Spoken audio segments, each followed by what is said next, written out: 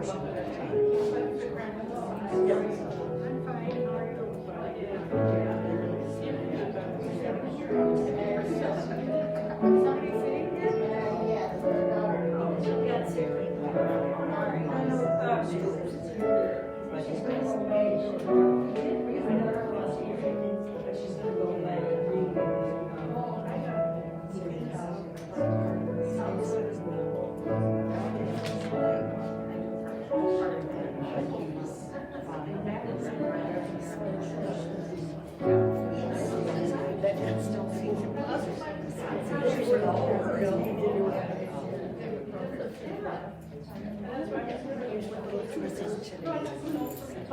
So he joined, yeah. No. Do what he does.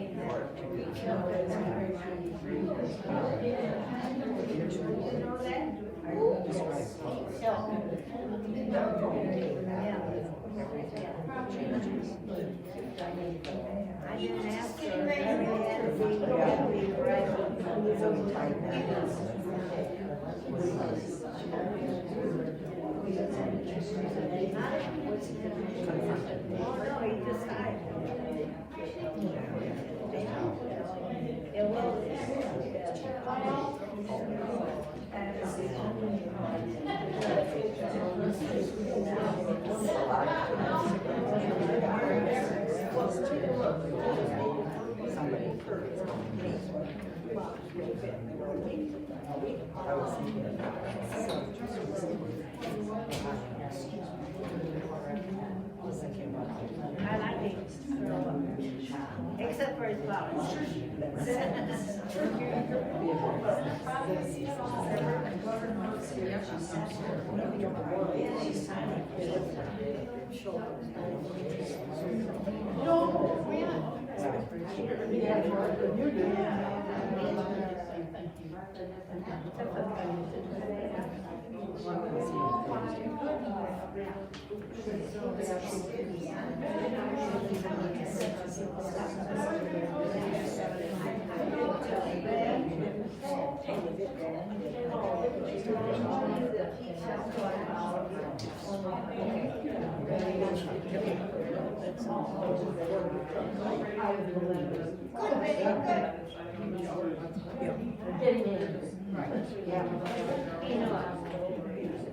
Oh, did he? It was, yes, it was. His family was by his side.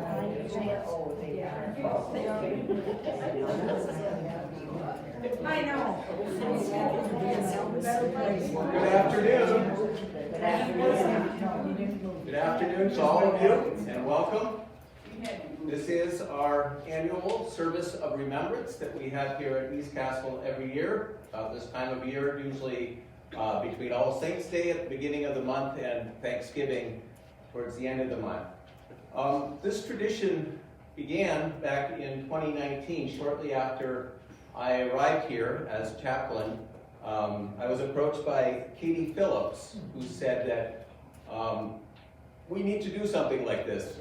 There's such a close community here at East Castle. We need to have a way to remember all those we've lost in the last year. And so we come November, we started it, and we have maintained this tradition even during COVID. 2020, we recorded the service, but we've done it in one form or another, and we are glad to continue today. You know, I often hear from people when they're moving into East Castle, they'll say, "This is going to be my last home." And I think there's something very comforting about that, knowing that this is your place. But I think most people soon discover that East Castle is more than a home. It's really a community. And some very deep friendships have developed here. People come from all walks of life, all kinds of experiences, and it's a reminder to us that through all the ages and stages of our lives, we can have wonderful friendships and meet people who will impact our lives. And so today, that's why we are here, to remember those we have lost in the last year who have impacted the East Castle community, people we've come to love and care about. And today we are here to celebrate their lives in the midst of our grief. We will all begin by singing the opening song, which is "O God, Our Help in Ages Past."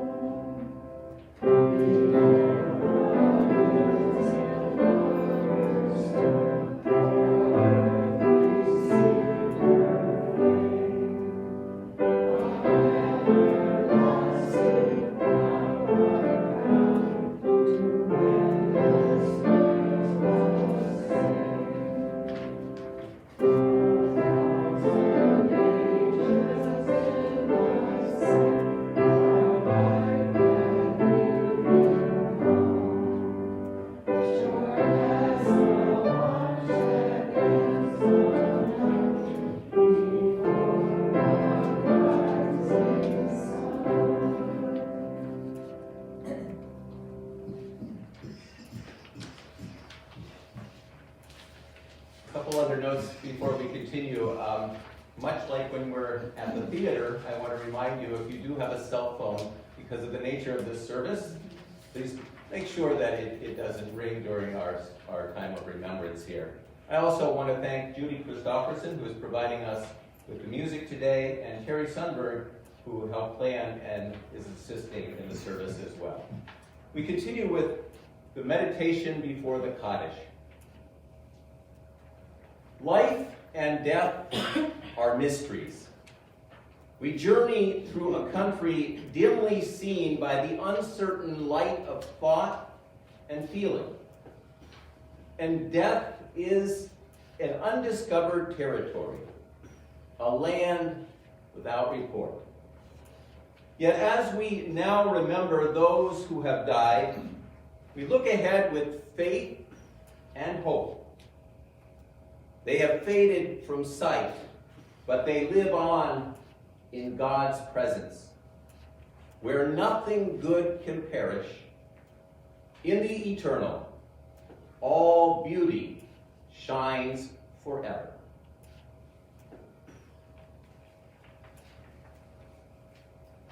It's also become part of our tradition to share a familiar story. This story was written by Leo Biscaglia a great number of years ago, maybe 40 or 50 years ago. It's entitled The Fall of Freddie the Leaf. It's a children's story, obviously, as you hear it being read, but it's one of those children's stories that speaks to people of all ages, and especially speaks to those of us who are grieving. So I share with you The Fall of Freddie the Leaf by Leo Biscaglia.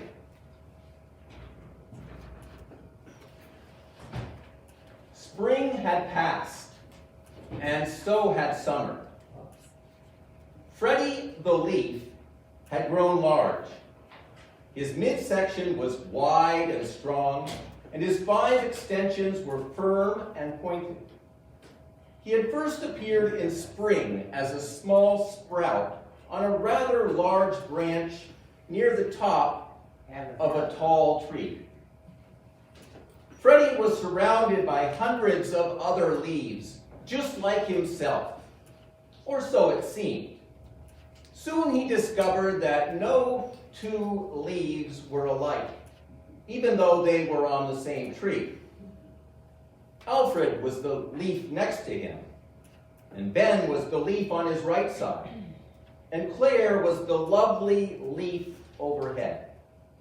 They had all grown up together. They had learned to dance in the spring breezes, bask lazily in the summer sun, and wash off in the cooling rains. But it was Daniel who was Freddie's best friend.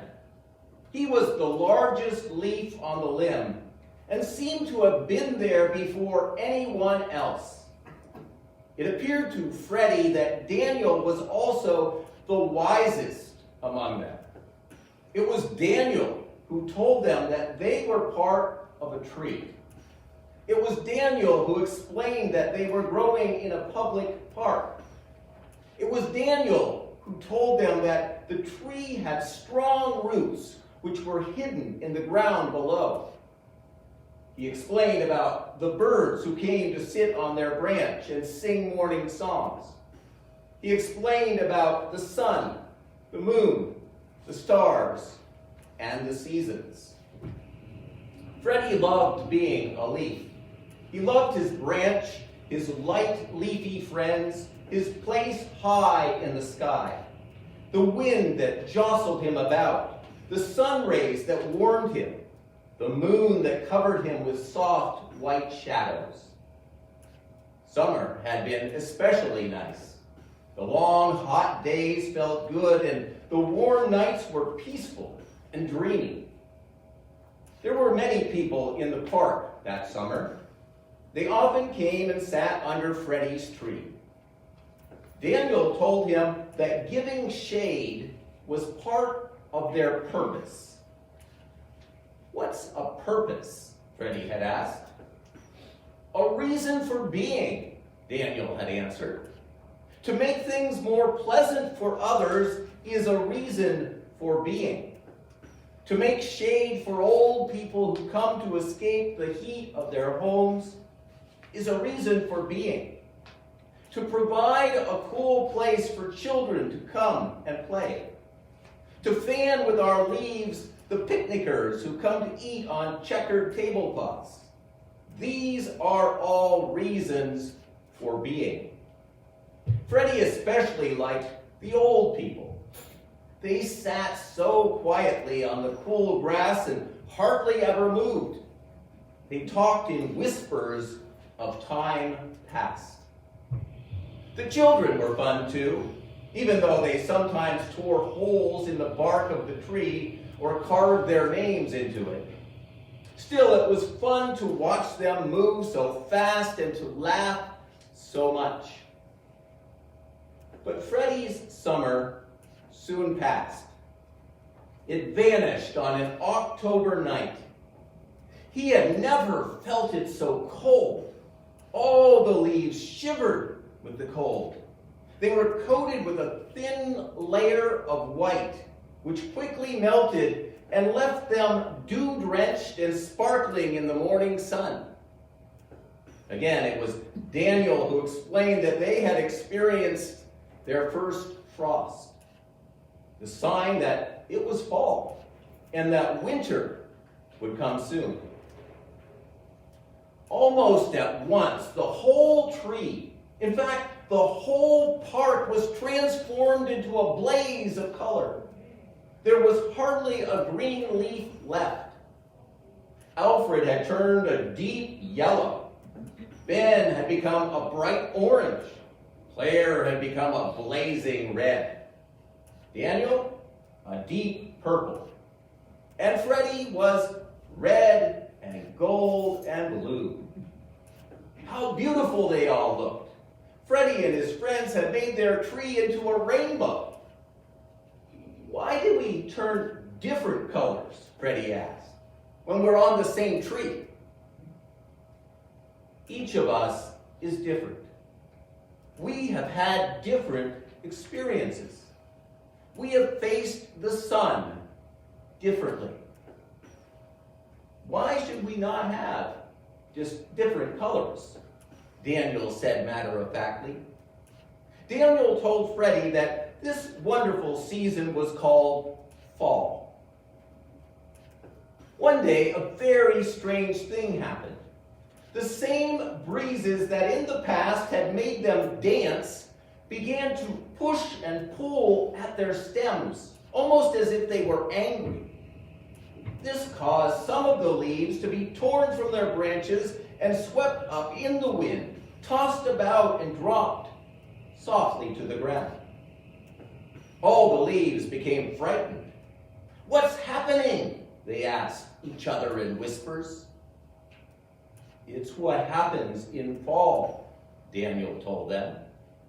"It's the time for leaves to change their home. Some people call it to die." "Will we all die?" Freddie asked. "Yes," Daniel answered. "Everything dies. No matter how big or small, how weak or strong. We first do our job. We experience the sun and the moon, the wind and the rain. We learn to dance and to laugh. Then we die." "I won't die," said Freddie with determination. "Will you, Daniel?" "Yes," answered Daniel, "when it's my time." "When is that?" asked Freddie. "No one knows for sure," Daniel responded. Freddie noticed that the other leaves continued to fall. He thought it must be their time. He saw that some of the leaves lashed back at the wind before they fell, while others simply let go and dropped quietly. Soon the tree was almost bare. "I'm afraid to die," Freddie told Daniel. "I don't know what's down there."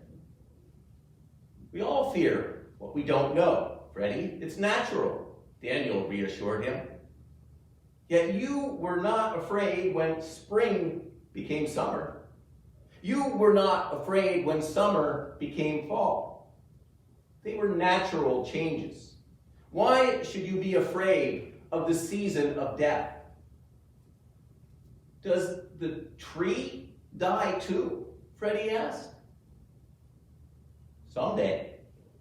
But there is something stronger than the tree. It is life. That lasts forever, and we are all a part of life. Where will we go when we die? No one knows for sure. That's the great mystery. Will we return in the spring? We may not, but life will. Then what has been the reason for all of this?" Freddie continued to question. "Why were we here at all if only to have to fall and die?" Daniel answered in his matter-of-fact way, "It's been about the sun and the moon. It's been about happy times together. It's been about the shade and the old people and the children. It's been about colors and the fall. It's been about seasons. Isn't that enough?" That afternoon, in the golden light of dusk, Daniel let go. He fell effortlessly. He seemed to smile peacefully as he fell. "Goodbye for now, Freddie," he said. And then Freddie was alone, the only leaf left on the branch. The first snow fell the following morning. It was soft white and gentle, but it was bitter cold. There was hardly any sun that day, and the day was very short. Freddie found himself losing his color, becoming brittle. It was constantly cold, and the snow weighed heavily upon him. At dawn, the wind came that took Freddie from his branch. It didn't hurt at all. He felt himself float quietly, gently, and softly downward. And as he fell, he saw the whole tree for the first time. How strong and firm it was. He was sure that it would live for a long time, and he knew that he had been part of its life, and it made him proud. Freddie landed on a clump of snow. It somehow felt soft and even warm. In this new position, he was more comfortable than he had ever been. He closed his eyes and fell asleep. He did not know that spring would follow winter and that the snow would melt into water. He did not know that what appeared to be his useless dried self would join with the water and serve to make the tree stronger. Most of all, he did not know that there, asleep in the tree and the ground, were already plans for new leaves in the spring.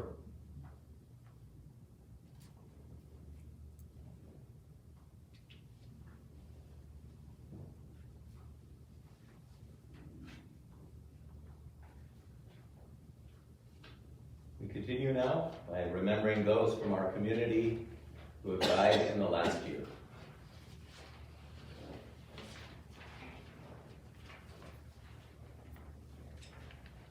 Let us remember Robert Bob Anthony,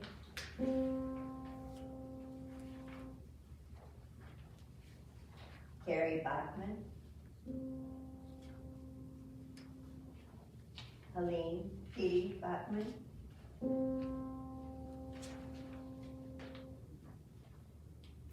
Isabel Bader,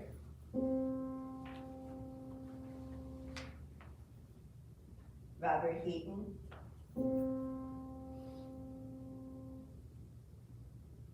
William Bill Latch, Ruth Mode, Kathleen Katie Phillips,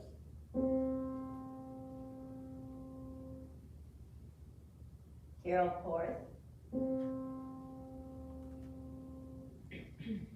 Agnes Sanfilippo,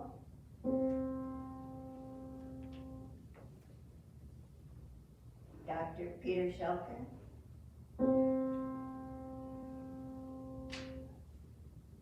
Eleanor Mimi Wainwright,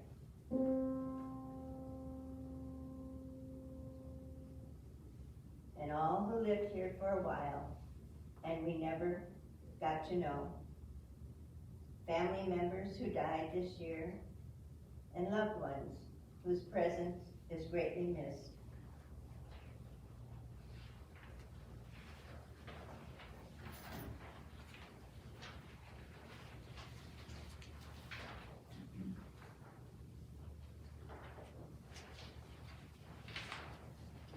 Would you join me in reading the words to the 23rd Psalm?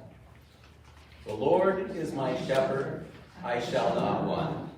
He makes me to lie down in green pastures. He leads me beside quiet waters.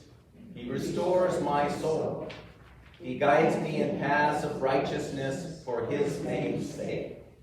Even though I walk through the valley of the shadow of death, I will fear no evil, for you are with me.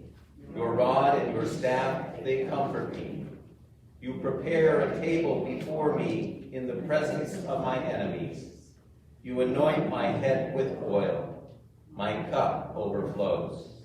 Surely goodness and mercy will follow me all the days of my life, and I will dwell in the house of the Lord forever. We sing For the Beauty of the Earth.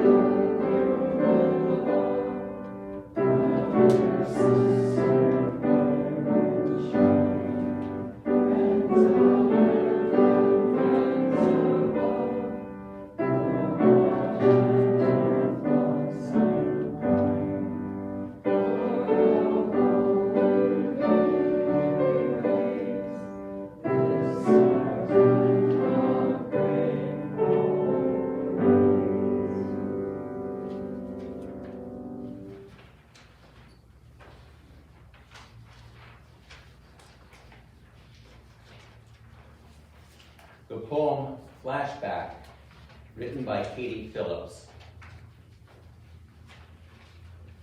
Strange about remembering how the single moment stored safely in the past, well on the way to being forgotten, is suddenly there.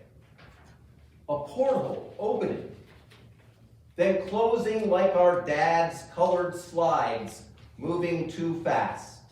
Click, click. Then slowing down. Click and click. Holding still for one split second. And just when certain faces and places come clear, about when those smiles and eyes are recognizable in that sliver of time, I see those I loved in front of me so clear. The long gone memories of what time cannot erase. The togetherness of us.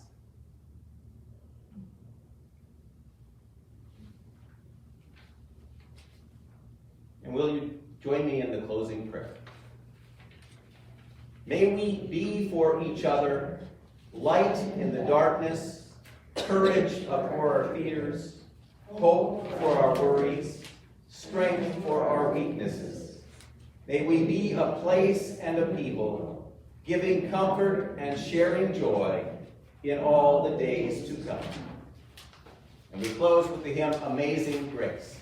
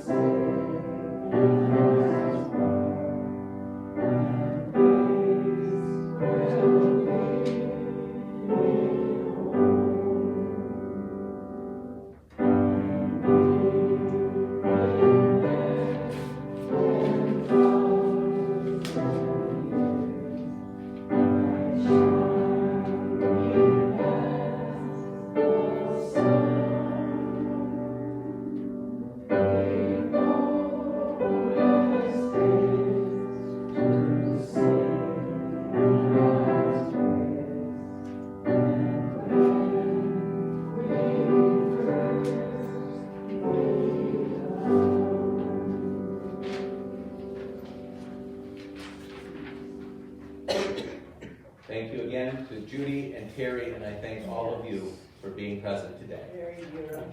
Thank you.